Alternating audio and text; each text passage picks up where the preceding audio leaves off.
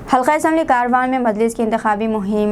मजलिस कारवान के MLA उम्मीदवार कौसर मोहिउद्दीन, मजलिस party के कॉर्पोरेटर और प्राइमरी यूनिट के सदर और सरगर्म कारकुनान के साथ अजान इंटरनेशनल स्कूल, जमाली कुंटा, खुले कुतुब शाह नगर, रघवेंद्र कॉलोनी, ग्रामर कॉलोनी और इतराफ़ों के नाफ में डोर टू डोर मुहिम चलाई। 30 नवंबर को होने वाले असम्बली इंतखाबात में AIMIM के लिए वोट देने की अपील की। अल्हम्दुलिल्लाह रिहायशियों ने हमें यकीन दिलाया है कि वो मजलिस के हक़ में अपना वोट डालेंगे।